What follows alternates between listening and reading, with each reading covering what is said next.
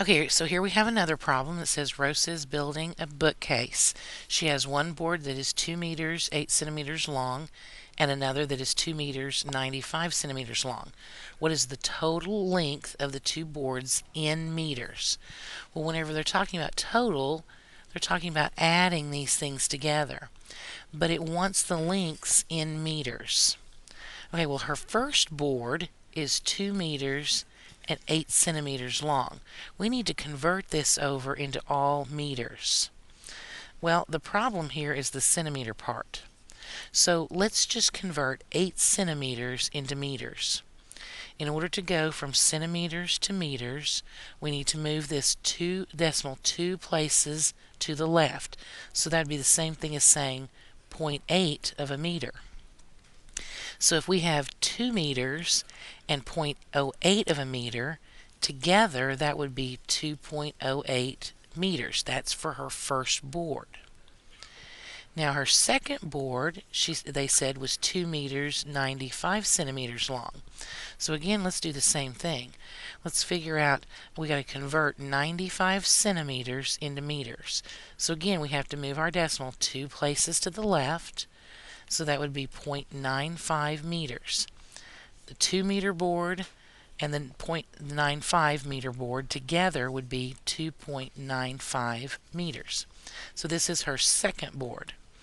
Now if I want to find the total length of the two boards, we are adding these two together. So when we add, remember, let's do this out here, and whenever we add decimals, so this again is a refresh, and the key to that is to line up your decimal places. So whenever we add this together, we should get 5.03 meters altogether. Now for our last one here.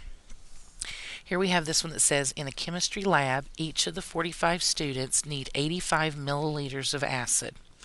How many 1-liter bottles of acid need to be ordered? Okay, well, we're talking about eventually ending up with liter bottles. So if we're starting off with 85 milliliters that each student needs, we need to figure out what that is in terms of a liter. So to go from milli to original units, we have to move the decimal 3 places to the left.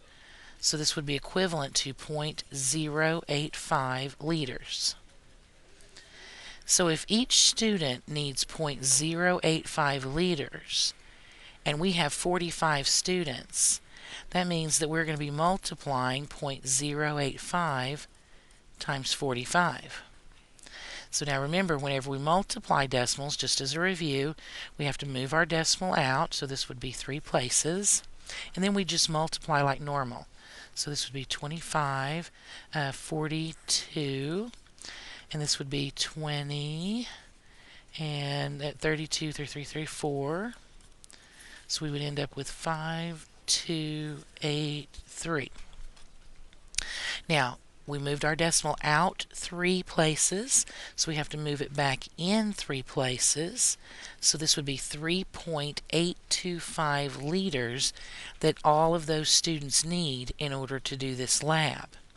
Well, if we need 3.825 liters and the bottles come in 1-liter amounts, that means that we're going to have 4 of those bottles in order to have enough for every student.